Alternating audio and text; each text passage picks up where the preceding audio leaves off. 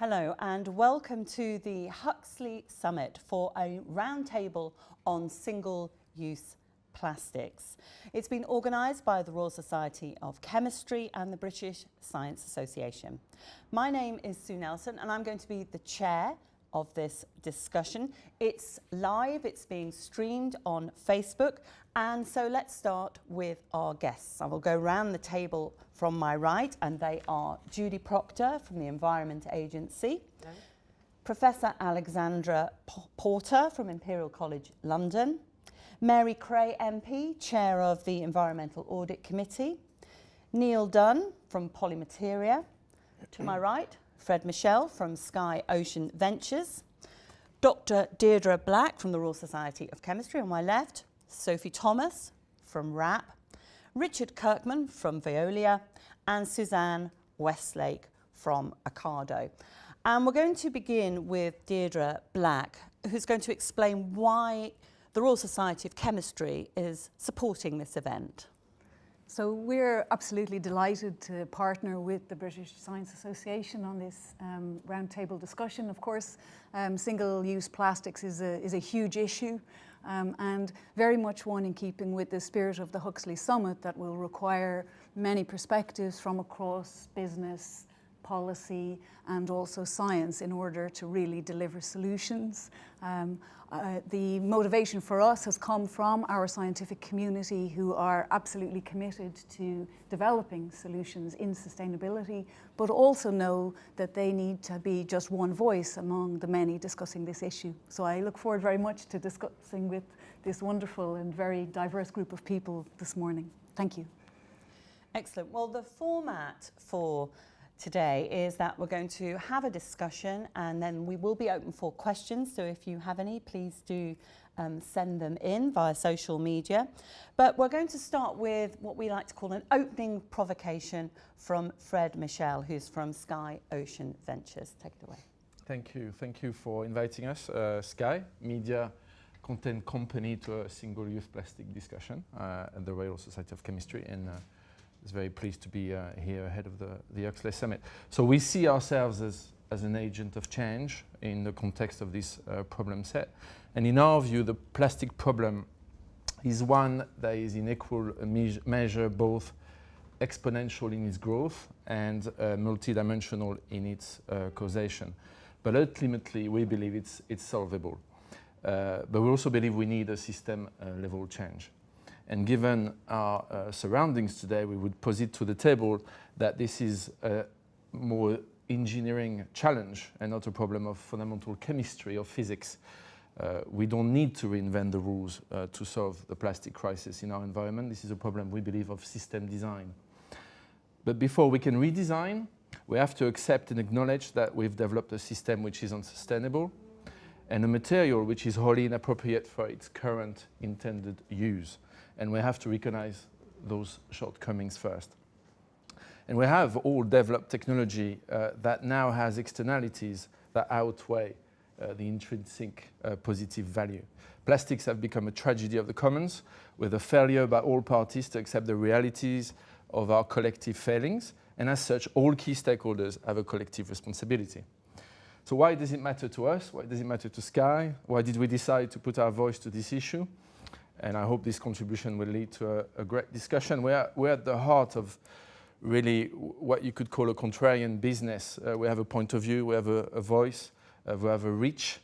And as our business has matured, we've become to realize that we have a duty and a role to help raise awareness around and put our resources towards trying to solve environmental and societal issues. We've done it with carbon issues, with deforestation, other issues in society.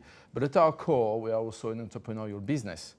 And as such, we believe in the power of market forces to help redesign and build a different system for plastic that is driven also by end user preference. And we think that beyond the policies, the campaigns, innovation is going to play a key role in responding to this challenge that, as I alluded to before, is all by our own design. And our belief is that impact investment is one of the big tools that can help us bring solutions to the consumers and to the market. So we see our role as an enabler of those innovations. As an example, we've put 25 million aside to deploy over 3 to 5 years into some early stage companies to help accelerate new technology, science, idea that can address the ocean plastic crisis. And our approach as an example to all is very much to try to build a credible, authentic ecosystem of partners around us to attract the best impact-driven entrepreneurial talent and to help them scale and bring visibility to their solutions. We have coined the phrase media-powered impact investment, but I think it also demonstrates the importance of trying to reach consumers more than ever. We set our core investment areas as material innovation, alternative to plastics, responsible consumption, and of course circular economy. We've just embarked on making our first investment. We've made 5 over the last 6 months. We've seen 250 early stage companies across these areas. We've just started to scout across Europe. So the ideas are here. We can accelerate them. The solutions can be helped. I'll give you really quickly some example of the innovations we see in that area.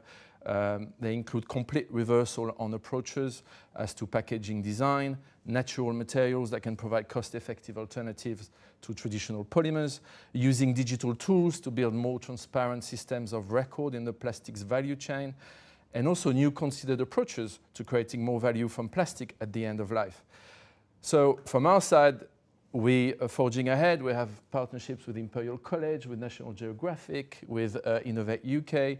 The model is really to actively bring those technologies to our consumers and to help our consumers being equipped to change behaviors. We're also trying to transform our business. We will be single-use plastic-free by 2020. We'll be the first FTSE 100 to do this, and we're sharing our methodology, we're sharing our approach with all the companies that want to know how we go about it, and it has had a real ripple effect with our suppliers, with our supply chain, also in China, with our suppliers in Asia. And our approach, as I said, is collaborative. We're open and transparent. We believe that to fix this tragedy of the commons, we need to move from blame to collective action. And so this is the start of our mission, and I hope this will bring some input and dialogue on this issue. Excellent. Well, before we look at some of the solutions that are available and some of the changes in behaviour that can happen, it might be a good idea just briefly to get a sort of an idea of the scale of the problem. And I think that's probably why we need to start with you, Judy, considering you're from the Environment Agency. Everybody's seen pictures of plastics in the oceans on TV. It's very visual. What about closer to home, the UK? How serious a problem is it here as well as abroad? So we've looked at it in a number of areas. So one of them is that overconsumption that you were talking about of waste. So our British consumer uses 4 times as much plastic as the best in Europe. So that would be Sweden and Norway. So we do need to think about that overconsumption. We do also see a lot of commonly discarded plastics on our beaches, and being able to focus on those short-lived single-use plastics that are commonly discarded is important. And I think another area where we see we're not getting value from our plastic as a resource is that we don't cycle enough of it. So that we do use, we don't get that value. We don't see that value in that secondary market. That's a huge area of growth for business. And another area that we're really trying to understand is we see microplastics escaping into the environment. And but what is sorts of things that are in cosmetics and other products? Yes, you won't necessarily view as fibers. plastic. Exactly, and also they are the larger plastics that break down. Once littered, people discard their takeaway food, but that breaks down into small bits of plastics that's getting into our soils, into our rivers, and we really need to understand the impact of that. So I think there's a number of different areas, but we do have a serious problem in that we need to consider overconsumption. We need to consider the fact that, our recycling, we need to up that. We need to design for reuse, and they are escaping into the environment, And there we really need to understand better the impact. Well, speaking about the impact, probably this is a good idea to go to the Royal Society of Chemistry and Deirdre, are all plastics equal effectively? We've heard about microplastics, they're a reference, but are all plastics equally as dangerous effectively or going to cause environmental harm? So plastics, very simply, are materials that are made by putting together building blocks called monomers to make long chains called polymers.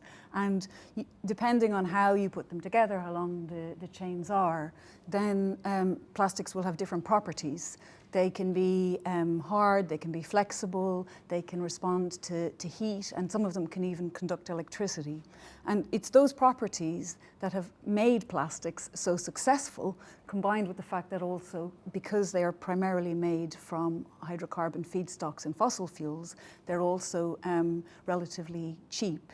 So one of the challenges we have is that because plastics are so ubiquitous, they're used in everything from the kinds of uses that Judy has described, but also other uses, for example, in medical implants or in aerospace, that it's very difficult to answer the question, are all plastics bad? Because clearly they have so many benefits, and that's why we use them so much. What about biodegradability though? Because there is a range in terms of how long it takes for certain plastics to biodegrade. And that's where it's absolutely critical that we have the kind of scientific understanding that Judy's talking about, where we really understand the impact of the products following biodegradation, and even just lots of, eventually a plastic bag in the ocean breaks into small pieces and makes microplastics. So key here is standards and regulations supported by the kind of scientific research that enables high quality standards based on risk and precaution. You didn't give me a sort of an answer there really in terms of time, because some plastics can take decades to biodegrade, but others can take up to 1,000 years. So you're looking at very different, quite a wide range of products. That's right. In fact, some, depending on how they're designed at that molecular level, and I think we probably have some examples here, some plastics can degrade very quickly within less than a year, and then others will last in the natural environment for hundreds of years. Well, from Imperial College London with Alexandra Porter there, you work with biomaterials.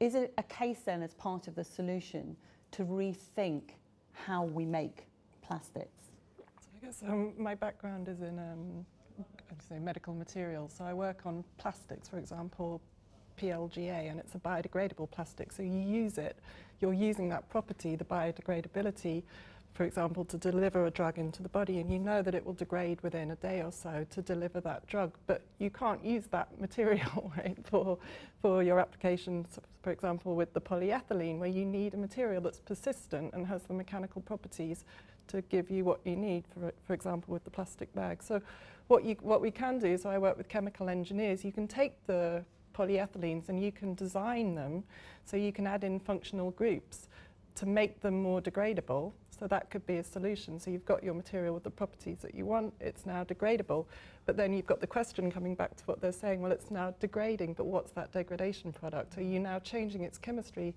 such that it could pose a problem? So that's something that we need to now assess, try and understand, how are these new plastics that we could now develop breaking down, and could they cause an impact? But we need the methodologies to be able to do that.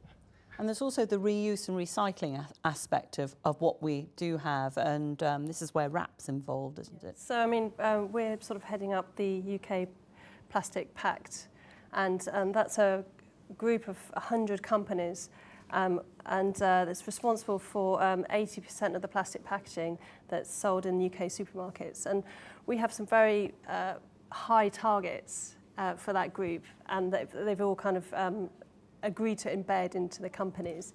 And these are about packaging becoming, this is up to 2025, so packaging becoming 100% recyclable or compostable, looking at 70% effective recycling at the end of life, and also 30% recycled content within the plastic packaging in the first place.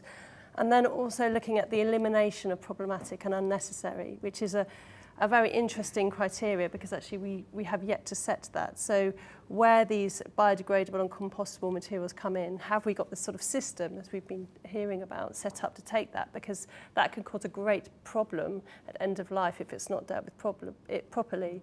So from a designer perspective, because I am a designer of these things and I've been looking into circularity for a long time, if we don't match up the material with the use and with the system that fits around it, and that we're very strict on that, then there's going to be mass confusion. And we see that in companies, we see that in consumers, and the clarity is really, really important now. Suzanne Westlake, we had a mention there of supermarkets. You work for Ocado. What is Ocado doing? Supermarkets are often seen as one of the big problematic areas where everything is encased We're the problem. Yes, well, not totally, but in plastic. What is your company doing, and what can other food and companies do to reduce the amount of plastics that they use? Yeah, so we're members of the UK Plastic Pact. We were one of the founding members there. And for me, that's the power in that is the collaboration. Nobody's got the answer. Just by virtue of the breadth that's around the table, nobody's got the answer. So I think by committing to the 4 pledges that's part of the Plastic Pact, we've made some great progress on that, because we're only small compared to many of our peers, and we have the agility to be able to make some changes. So where we're able to make immediate changes with things like polystyrene on pizza bases and things like that, we've changed it already, and it's already gone by Christmas. So we're able to do that kind of thing. I think what we also have an obligation to do as a supermarket is to try and educate and inform our consumers. As we were saying earlier, not all plastic is bad, and actually in some ways plastic has almost become a victim of its own success because it is so versatile and so clever. So I think it's about trying to educate customers on what can be recycled. It's hugely complicated. There's people with PhDs that are grappling with trying to understand all of this, let alone the man on the street. So I think we have a role to educate, and I think the more we can keep that simple. I think there's a desire in the public to actually help fix this, and I think they've got a great role to play. But I do think we need to boil it down into some real simple messaging so that they can roll up their sleeves and help. It's interesting you say about education, because I was really surprised to find out that cigarette butts have plastic in them, and I'm sure I'm not the only one who thinks the same there. What can companies do here, Richard? Well, at Veolia and in the resources sector, I think we've got a bit of a bird's eye view on what's going on, not only in the UK, but across the world. We can see that different countries are at different stages of the recycling and recovery cycle. The UK's actually done pretty well overall, because we've gone from about 5 to 50% recycling of all materials. They've done a lot better in metals, glass and paper, and a lot worse in plastics, but there's been a massive cultural shift. And I think it does come down to culture and the way we live, this issue. My mother will call me and say, why do I have to put this in the recycling bin? Why are you sending it to China? And there aren't really adequate answers to this, and it's a very complex message to communicate. I do think that we shouldn't lose the history in that communication, that plastics were created to save water, to save energy, to save materials. And they are being somewhat demonised. It never fails to really astonish me that people will get very excited by a plastic straw, but then they'll drive their car to work, take a flight to the US and buy food that's grown in other countries. And all those other things have much higher impacts than the plastic straw. So I think we do need to sort of look in the context of where are the benefits and how can we get ourselves out of this position with plastics. I think we've been successful in recycling. We've got to understand that it does provide eco-benefits, but it going in the ocean is the unacceptable part of this story, and we need to stop doing that. And there are clear ways to do it, because some plastics don't go in the ocean. We do reuse them. They're designed so that the system caters for them. And we can duplicate that in all the different functional groups of plastic to solve the problem. Do you agree with that, Neal? I agree with pretty much everything that's been said. It's not often you actually get to make a pitch live online to a potential investor, so I'm going to absolutely take that opportunity. We are a very new business. We're exactly the kind of business that Fred talked about at the start. So just 3 years ago, Polymateria was set up and brought together chemists, biologists, polymer scientists to really look at this issue of biodegradability. And really for the first year or so, they did an awful lot of listening to about 20 or 30 years of largely failure of why previously had biodegradation or composting not happened or happened effectively, or maybe even worse, created microplastic. And they did that gap analysis and drew out a couple of conclusions. The first is previous efforts had been largely concerned with fragmenting the polymer. So, you know, when Deirdre talked about polymeric and monomers and then oligomers, really what they were doing previously was just changing the nebulous regions or the amorphous regions of the polymer, but the crystalline structure, that kind of rigidity which creates microplastic, was still intact. So to the polymer scientists that we brought in to Polymateria, based at Imperial Innovations, we started to really set about understanding how do you crack that deep crystalline structure. And what we learned is it's different for polypropylene, it's different for polyethylene, it's different for PET. And then the second thing was, how do you encourage more biological activity? So the biologists that we brought in looked at previously what they were doing was just obsessing around oxygenation, you know, and oxygen being the main thing that they were using. But there's obviously other natural agents of decay, enzymes, bacteria, UV light, moisture, so things like hydrolysis will all play a role in actually attacking that degraded oligomeric material and breaking it down. And I can see Richard looking at the end of the table because he's thinking from Veolia's perspective, the last thing I want is degraded oligomers out there, you know, kind of outside of my recycling facility. I want to get it all back. One of the big lenses we used was the lens of a circular economy. So we didn't deploy the technology into things like polystyrene, where when you degrade polystyrene, it would create all kinds of formaldehydes and toxic issues in the environment. We looked at those single-use food-safe packaging applications. We didn't deploy into things that we thought were just going to be banned, so needless uses of plastic that had absolutely no business you know, being in someone's home. And we started to figure out how we could time control our technology. And as we commercialized and started working with some of the biggest brands, the biggest converters in the world, a big part of the kind of the trial process is what's the typical use life of the particular product we're working on, what's the likelihood of recycling within a particular time frame, and the brand will tell us it's 3 months, it's 6 months, and we mask the technology for that period of time to allow recycling to happen. But then for the 30% of plastic that is leaking into the natural environment, we're like a seatbelt solution that kicks in. And in terms of the performance of the technology, I mean, the proof is in the pudding. We're getting to 90% full biodegradation within 167 days on a polypropylene pot and a polyethylene lid. So we're incredibly excited about the potential for this technology to complement the circular economy and offer a real solution around biodegradation. And we won a grant from Innovate UK as well to bring it into PET and to composting facilities too. Not just industrial, but home composting as well. And let's move to Mary here, Mary Creagh, who's chair of the Environmental Audit Committee. It was interesting when Judy said that actually within Britain, we're using 4 times more plastic than other countries in Europe. We've got these new innovations, you know, there and ready. Do you feel that just purely by the process of Parliament and government that you're always playing catch up with what's going on at the moment? And obviously we could do better. Well, we clearly can and must do better, and we haven't had any significant changes to our waste regulations really since we brought in landfill tax in 1998, and the PRN, the recycling notes system. Those are the 2 big pillars of British recycling policy. And what we've seen is that recycling has plateaued and in some cases tailed off and gone backwards over the last 3 or 4 years. Do we know why? Yes, because local authorities have had their direct revenue rate support grant cut by 50% by the government. So, you know, 50% of what my council, Wakefield Council, will be spending will be going on social services, adult social services, child social services. In that environment where you are cutting parks, libraries, leisure, you are not then saying, hey, we've got a new anaerobic digestion system set up in Wakefield. Here's the things that you should be recycling. Here's the things you shouldn't.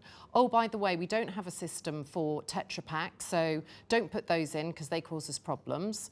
You know, and so I'm recycling different things in Wakefield to when I'm in Parliament in London. And there's no food waste, compost recycling. So the money for innovation, for capital expenditure just isn't there in our recycling system.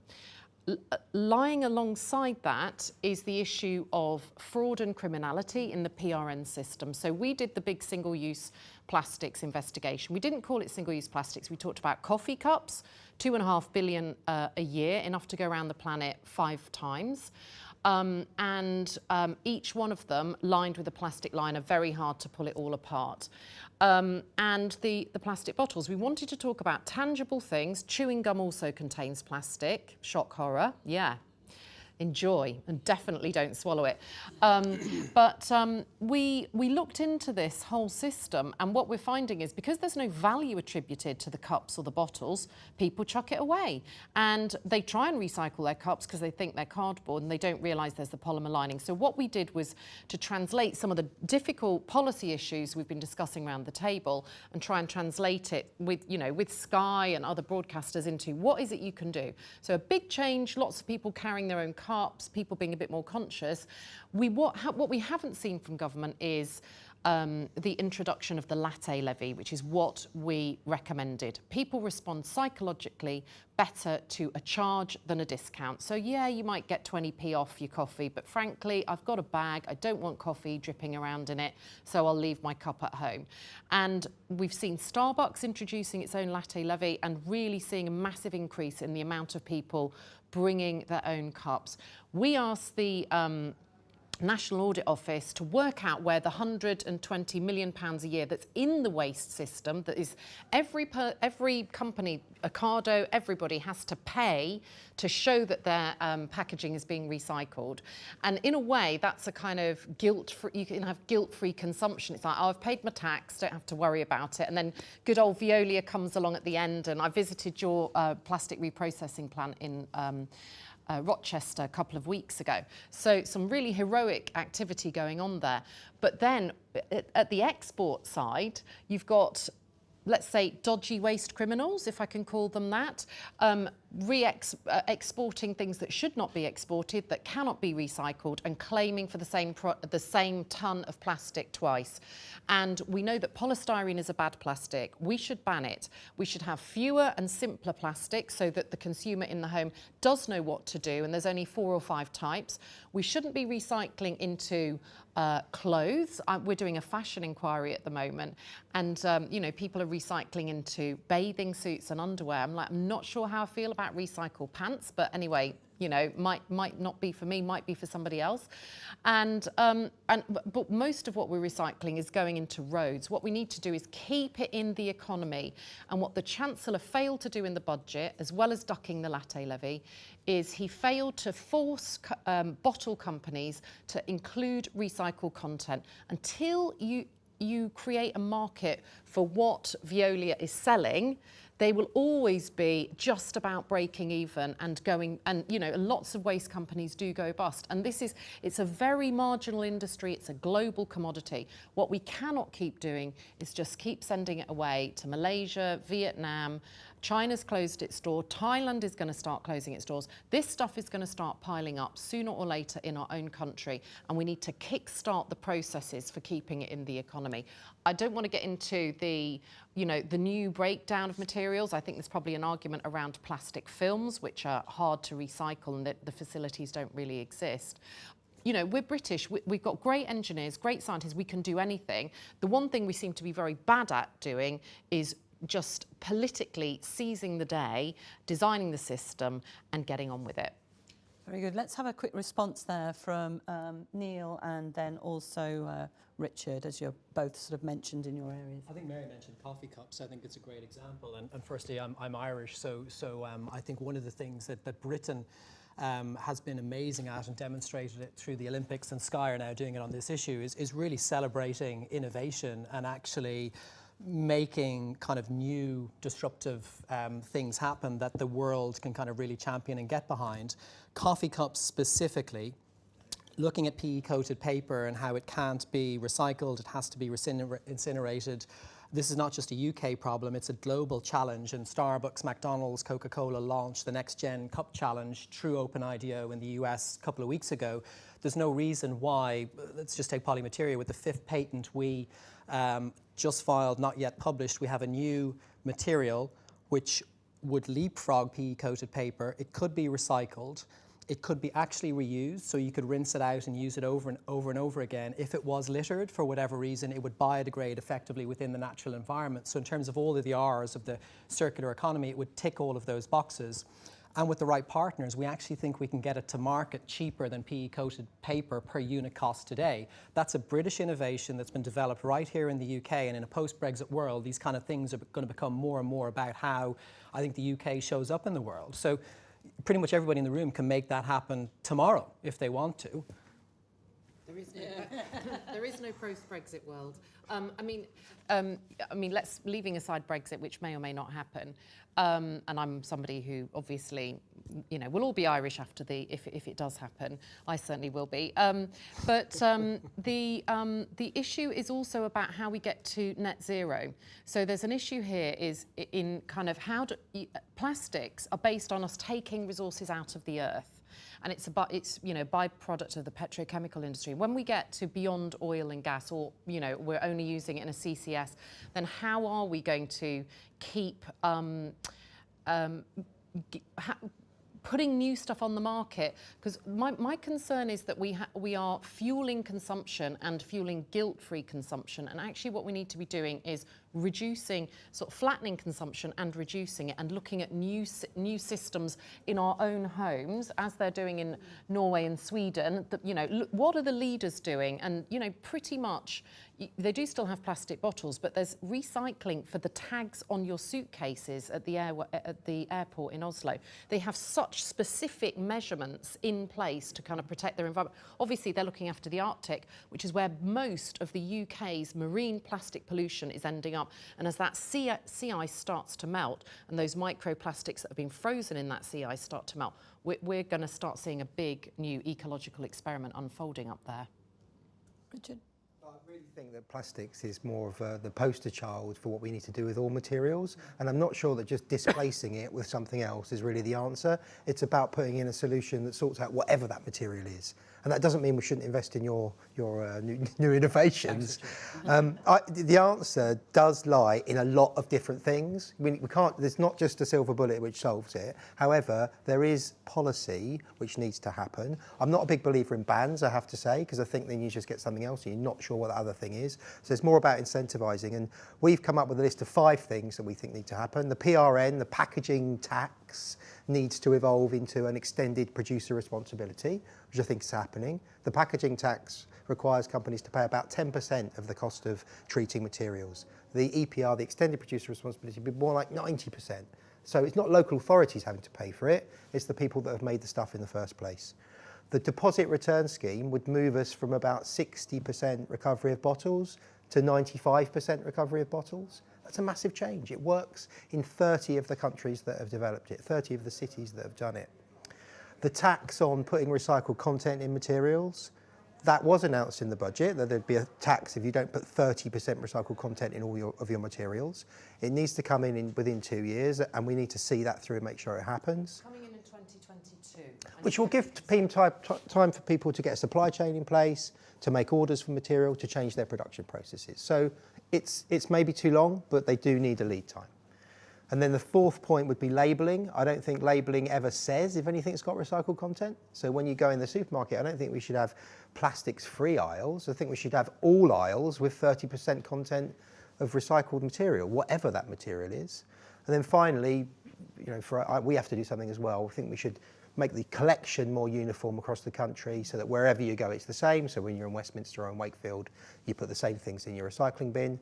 And the sorting technology, we can invest more in that. So everyone's got a role to play.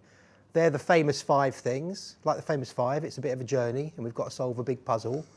And I really do. There's no racism in it. There's no racism in it. Thanks for bringing that up. At this point, I would like to say to people watching that we're around halfway through. We've got people watching in Brazil, Portugal and India at the moment, so which is wonderful. So if you do have questions, please do send them in.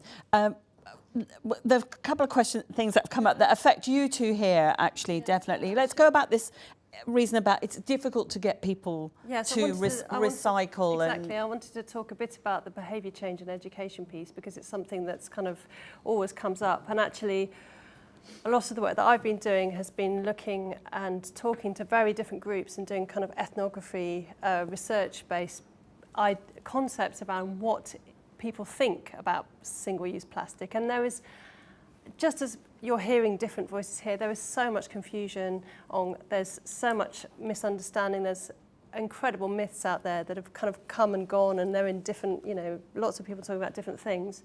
And so I think we really, really need to understand how we can deal with this, because it's not going to be one thing fits everybody. It makes people feel helpless, doesn't it? Is that you feel as though the problem is so overwhelming. What can I do about it on such a small scale? Absolutely. And it's that behaviour change. If you feel it's useless, that you're too small a cog in the wheel, then people end up not bothering, which might explain why you're saying that actually numbers have gone down in terms of and we were hearing there's some very interesting anecdotes, stories that we heard. So people, for instance, going from a milk bottle, where we know it's like the poster boy of really, really efficient recyclable plastic, HDPE, very, very easy to get back into the system. And they were saying, no, we need to get rid of the plastic milk bottle and swap it for a laminate packaging, and because it's cardboard. And I was saying, well, actually that doesn't, from a system perspective, from a recyclability perspective, that message wasn't coming across, and actually that is the best solution for that. So I think this idea that plastic has been has an identity crisis. It is, from a design perspective, it is an amazing material. It's not specifically, it may not be the material, it's actually the attitude towards it, the way we don't value it, the way we need to think about it and keep it into the system, reduce our dependency on it as well. We have so much of it, it's in everything around us. I mean, it is one of the building blocks of designers. And how we then stop this kind of increasing material illiteracy that we're seeing in consumers as well. They don't know what things are anymore, so they don't know what bin to put it in. And that's a real challenge. Deirdre? I'd like to really echo this point that when we address and respond to public concern about single-use plastics, it's very important that we don't sell the public short in terms of promising some kind of silver bullet. And this point about cups really illustrates that, because yes, if we all stop using plastic cups and start using ceramic cups, we reduce the number of plastic cups going into the ocean. But are ceramic cups actually more sustainable than plastic cups when you look at the big picture? And I've tried to answer this question, and I've tried reading, journal articles about life cycle assessment, and as you're saying, it's extremely difficult to decipher some of the information and uncertainties in those kinds of analyses. But the real answer, I think, to the question, are ceramic cups more sustainable than plastic cups, is most of the time, yes, as long as you use them hundreds or thousands of times, as long as when you wash them over a period of years, definitely hundreds if you used it every day. Exactly, and it's a positive message. Also, when you wash them, you use a dishwasher that isn't using too much water. The water isn't very hot, because when you heat the water, you're using electricity. And we think about all of the metal and plastic that's in the dishwasher itself, so make sure we use our dishwasher for a very long time. And ideally, we're running it on renewable electricity, that's not displacing renewable use elsewhere. So this is a massive system change, isn't it, effectively, Judy, the Environment Agency? You've got to paraphrase a well-known person, you've got to change hearts and minds, haven't you? Absolutely, and I think going back to, we were discussing the fact that it's a system and that you need to work on this together. There is no silver bullet, there is no single action, but having products designed for their end of life, so that as you bring on a new product, you are already thinking about how can I increase the lifetime of this product? How can I enable it to be reused? How can I enable it to be successfully recycled? how can I help the consumer do the right thing with it? So whatever we look at, whether it's biodegradable plastics, we know that that consumer needs to be able to have a label. They need to have instruction around doing the right thing. And it does need to end up in the right place, in the right waste stream. Because what we don't want to see is a biodegradable, somebody go into a lot of, I suppose, expense and making a good biodegradable plastic that then gets put into the wrong system. We work with the people who operate the anaerobic digesters. We work with the people who run industrial composters, and they need to be able to handle these materials so that they don't then get into the environment. And I'm working with them and with RAP to try and pull people together so that, if you like, as things come onto the market, we're able to deal with them, because the waste management end needs to be thought about. But it would be really nice if we start doing that. That to me is the circular economy, designing, thinking about the end. Now, I know we've got a few questions from the European Chemical Society. I'll just read a couple of them because there's quite a lot, not surprisingly considering the organisation. They want to know what ways the UK can be a role model in this transition from single-use plastics. We've sort of discussed the innovative methods maybe to properly recycle them. What can the UK teach other countries in Europe? Well, I would have thought from hearing what you said, not much. Is there a danger that research into alternative methods will be severely damaged if the UK is denied certain EU funding opportunities post-Brexit? Which obviously Mary, I suspect, has got something to say about that. 30% tax that's proposed on products, the tax that's proposed on products that don't contain 30% recycled content is completely innovative. Nowhere else in the world does that exist. If that's implemented in 2 years' time, we will be leading the world on making sure plastics is recyclable. So I think that's a real game changer. And it was the missing element from all the policy that's in place, was insisting that people design things differently and buy recycled content when they make new stuff. That makes me very hopeful we can solve it. And I think in terms of learning how to make different plastics recyclable, we have some that are. So the milk bottle, as you say, is the kind of poster child. It's very easy to recycle. So is the Coke bottle and the water bottle. Other things aren't. So you just have to look at those design elements and make those things very recyclable, look at the other products and see why they're not, and change the way we design and use them. There is an answer to this, we're just not applying it. Somebody mentioned standards bodies at the start. I think it might have been you, Judy. So I think the the role that the BSI can play, not just on its own, but actually working with DEFRA, working with BEIS, and then more broadly outside of the UK, the ASTM committee, which is the kind of the de facto global standards body at the moment, CEN in Europe, you know, let's keep that bridge in place, SASO in Saudi Arabia, SPCR in Sweden, all of these standards bodies taking a more open source approach to new scientific methods that are working, that are proven, to then put the right policies and governance in place. So if anybody makes a claim of biodegradability, you've got the science to back it up, and all standards bodies are speaking in unison. And I think that would be an amazing outcome of an event like this, is to see that type of initiative happen. Biodegradability makes up part of the solution, but it's not to replace all plastics with biodegradable material. Absolutely. If we were putting a truckload of plastics goes in the ocean every second, if that was biodegradable material, would have killed the oceans by now.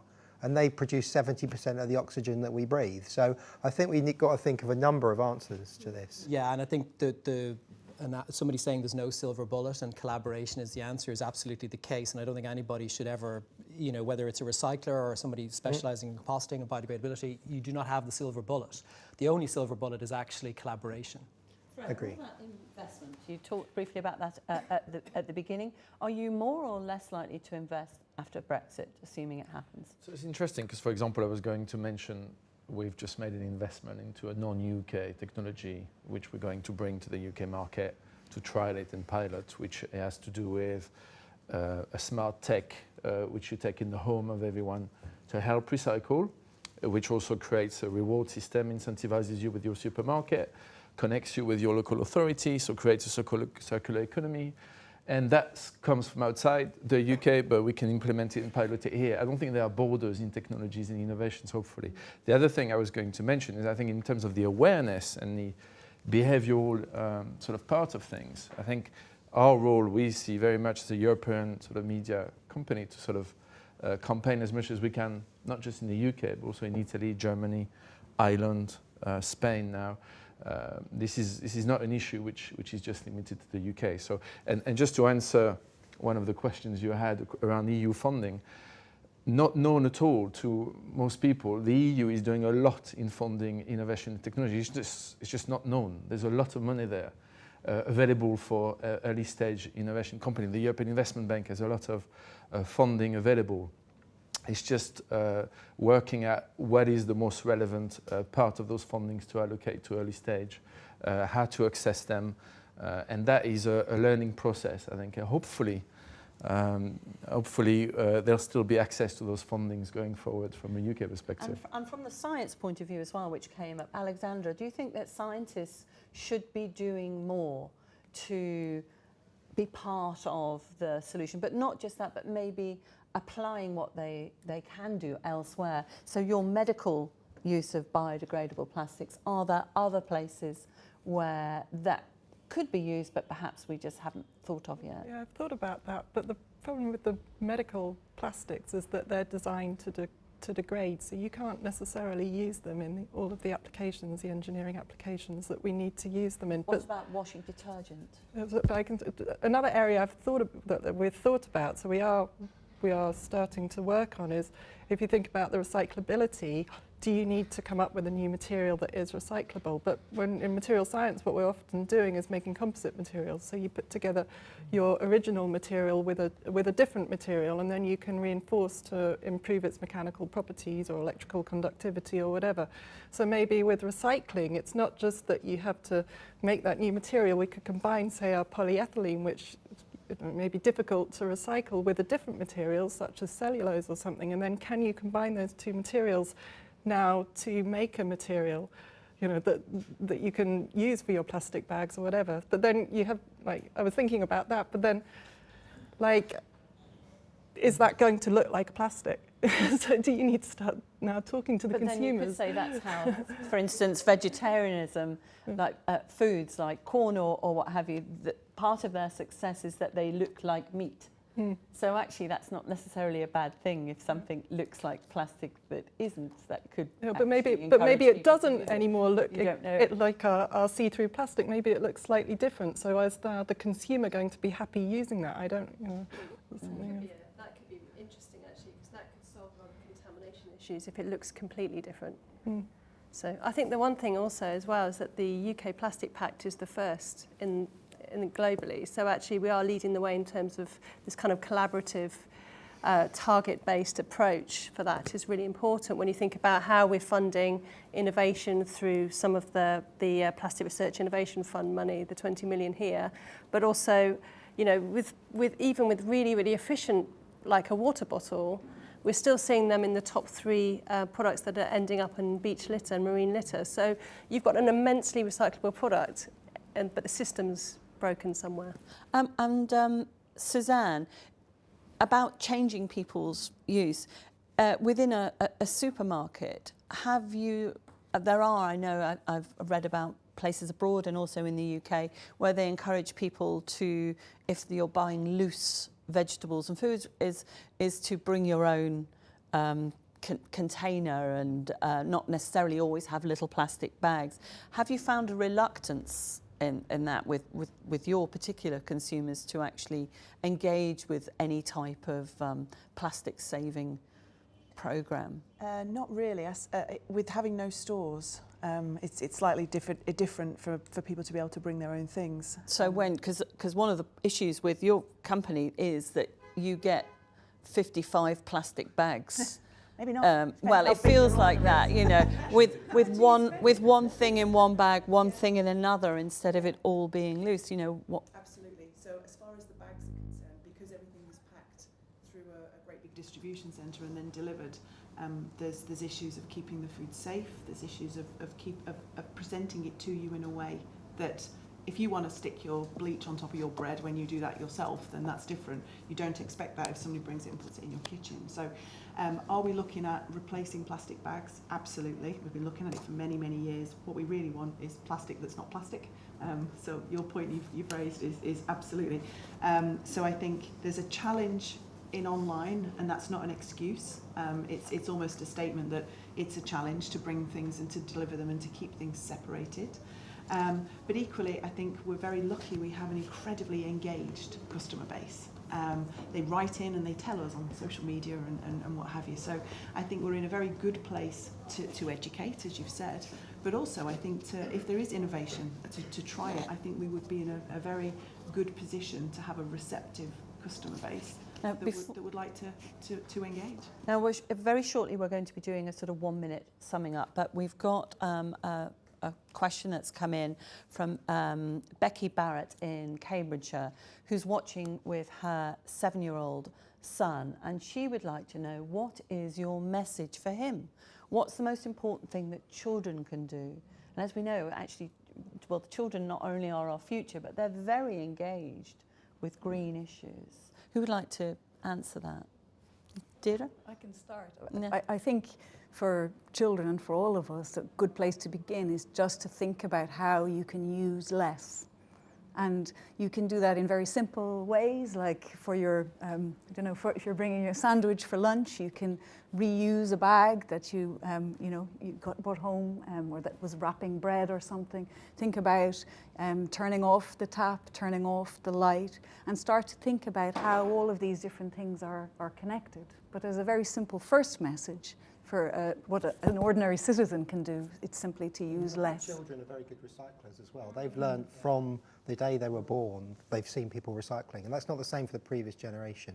So I think the child's role is to put pressure on their parents, our generation, to solve this problem, because it'll be too late once they grow up. I think one of the great things that kids have been doing is supporting the environmental agency in the litter picking, the litter cleanup, and that's a great way to actually get them understanding, particularly in a place like Cambridgeshire. I live in Buckinghamshire, and the Shires. We talk a lot about the oceans, but we're heading for 4 billion tonnes of fugitive plastic in the natural environment by the year 2050. 3 billion of that is on land. Only 1 billion is in the oceans. You see it in the Shires, you see it in the motorway. So if Becky's in Cambridgeshire, with the environmental agency, go out and actually get the kids to collect from the side of the roads all of the plastic and then sit down and say, can this be recycled? Can it not? Help Richard out with his agenda to make a case to your local MP if it isn't, if for whatever reason it can't be recycled, to use the school system to put that bottom-up pressure to change. Right, well, let's conclude by doing a brief, and I'm going to keep you to your minute, otherwise we won't finish on time. Judy, if we could start with you, a sort of summing up of solutions. And I think what we've heard today is that it is concerted action needed by all parts of society. It is a system. We do need that platform, legislative, regulatory, science-based, in order to be able to make good decisions. I think we need to focus on the short-lived, the most harmful, and those which are discarded in the environment. I think we do need to understand impacts and emerging issues. I think we need to preserve the value of plastic in the supply chain, really build that circular economy. I think it needs participation and engagement by consumers. And we need innovation and technology to design and to solve some of the issues so that we absolutely design with the end of waste in mind. Judy Proctor, Environment Agency, thank you very much. Professor Alexandra Porter, could we go for you from Imperial College, London?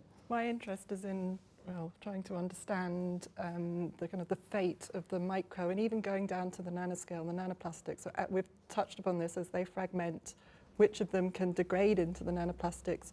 Are those toxic? So these materials, it's not just you're talking about the plastic, they can leach, they can accumulate, they can absorb toxic pollutants on their surface. So what's the toxicity of these materials to low level or even higher level organisms? Where do they accumulate? And for me, we can't detect them. There's this huge missing fraction of plastics in the oceans that we can't account for. So to develop the methods to be able to detect them and figure out which of these plastics are causing the problem. And something we haven't touched upon today, so that's for the environment issue.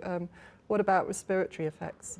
So I went to a talk last week and they've found that the plastics can become respirable. They found them above King's College, London, in the air. So what about the respiratory effects? Can they get into our deep lungs? Maybe synergies with pollution. We don't know how they could be working together. So that's something I would like to see work being done into. Thank you very much. Let's go across to Suzanne Westlake now from Ocado. I think as a grocer, we have a good role to play in being able to be the interface between the manufacturing and the design and the consumer. I think we have a role both as a supermarket and also in society to keep it simple for customers. I think if at the front end packaging can be designed that fulfills what we need it to do, whether that's in the freezer or the microwave or the oven or you know, the complexity that plastic has, we can find a role for that. And then let's keep it simple. Let's reduce the number of waste streams that we've been hearing about. It is incredibly complicated, lots of different coloured bins. So I think keeping it simple for the consumer. And then my final comment would just be the association of the phrase people use is the unintended consequences. And I think carbon has a role to play, as we've been hearing. You know, changing everything from plastic to glass, I don't believe is the answer. And also the role of plastic in food waste. We've made some great strides, but there's still a horrendous amount of food waste in this country that I passionately believe is wrong. So let's not jump from one problem to another. Thank you. Richard Kirkman, Veolia. So I think, you know, when I'm being a pessimist, I think, oh God, we're going to ban everything. We're going to move away from plastics. We're demonising it. It's terrible, and I go off and sulk. But then sometimes Sophie reminds me I'm being a pessimist. So I'm more optimistic. I do believe that we have the answer to this amongst us. We haven't quite decided what it is yet, but we're getting there. The Plastics Pact is instrumental in this. It's got 5 objectives, and they're going to be done by 2025. So we basically have to start now. And if we achieve that, we'll have changed the way we deal with plastics. So there is an answer. We just need to agree what that is and get on with it. Sophie Thomas from WRAP. Good introduction there. So I think our real focus, apart from all the really great comments we've had today, is really about the convening of the collaborative groups. So for us, the pact is absolutely the right way forward. The roadmap that is incredibly ambitious, but everybody has signed up for it, over all the 100 plus people, that organisations that have signed up to it. And I think that coalition can really help push forward the way for innovation, understanding and sort of deconstructing the issue, the status quo, and then rebuilding it into something. And it's so heartening to hear design talked about continuously. So we're very optimistic. We're working really hard. There is a huge amount of work going on behind the scenes, many working groups looking at things like recycling household film, for instance, and this kind of issue around necessary and unnecessary and problematic materials. So I think the future is very bright, but in a way that doesn't demonise, but actually is not just bright, but really scrutinised and properly worked through. Right, Dr. Deirdre Black from the Royal Society of Chemistry. So one of the big challenges is that everything's connected, and we've seen that with plastic from Spain and Canada arriving in the Arctic. And I think that sustainability can be a bit overwhelming and people don't know what to do. So it's important to be optimistic, because the fact that everything is connected, materials, energy, water, and environmental and human health impacts, is also part of a solution. And so when we fix something and we really fix it properly in sustainability, we often fix more than one thing at a time. So whether that's by using ceramic cups many times with low temperature water, we both reduce plastic in the ocean and reduce CO2 emissions. It's also the same, for example, if we have clean transport, we also get clean air. So I think it's important to be optimistic. Good, that's nice to hear. Michel from Sky Ocean Ventures. So I would just say very optimistic discussion this morning, very encouraging. I would just urge businesses to take risk, to back innovations that exist in the UK and beyond. We're seeing some alternatives that are now able to be nurtured. Cellulose-based macrobeads, seaweed-based cup liner, which could become generic. We're seeing a lot of innovation to foster responsible consumption. The businesses have to take risk. This ecosystem that everyone mentioned is very important, and I'm encouraged by the fact that the UK government partners with people like us, for example, in order to back those young entrepreneurs, those young innovators. But I would really, really encourage everyone to come on this journey, which is a journey of impact. Brilliant. Neal, Dunne, Polymateria. Just to sum up, I think we're taking an open source approach to sharing the test methods by which we prove that we don't create microplastic, but create a degraded oligomeric material. So to your point around the difference between something that persists and creates ecotox issues in the natural environment and something that can be fully assimilated, I think those test criteria are poorly understood and even more poorly underpinned globally at the moment. So we would love that to be part of the Plastic Pact's leadership effort globally. We'd love to continue that open source approach and share it with anybody who's interested all around the world. And you know, whether it's Emma from the Environment Agency, anybody who's come to visit us, colleagues in DEFRA, they've all really seen that the proof is there. So, you know, and I think that's kind of a big contribution that we can make. And last but not least, Mary Creagh MP, who's the chair of the Environmental Audit Committee. Thank you. Well, single use was the word of the year, and I hope that less use will be the word for next year and the decades to come. The reason plastic is everywhere is because it's cheap. It's not because, I mean, it is a great material, but it's also a cheap material. And the question is, the price of it is being paid by our environment, by us as human beings, by the toxicity, by the airborne particles. So the price of plastic is actually externalised onto the environment and onto us as human beings. And so if we're going to actually price plastic appropriately, then it probably in the future will cost more, not less. So that's the first thing. And we have to start valuing plastic because it is a wonder material, and that's why it's everywhere. And there are three things we need to do. We need people to consume less and more responsibly, and to think about when they throw something away, there's no such place as away. We need businesses to think about alternatives, but to do that with care so that they're not displacing one problem with another. And we need government to regulate responsibly, not make irresponsible announcements about we're going to introduce a tax for single-use plastics and then fail to do it, because that just destroys trust in politicians. So I think if we're going to get to a net zero carbon economy, which is what we have to do over the next, not by 2050, but by 2030, if we're going to tackle damaging climate change, let's put this in the context of net zero. How do we make plastic a net zero material to be discussed? Excellent. Absolutely. Well, thank you to all the guests for today's round table. The Huxley Summit is continuing throughout the day, so you can follow what's going on and contribute via Twitter and Facebook. I'd like to thank the Royal Society of Chemistry for sponsoring this event. I'm Sue Nelson, and thank you all very much for joining in and watching.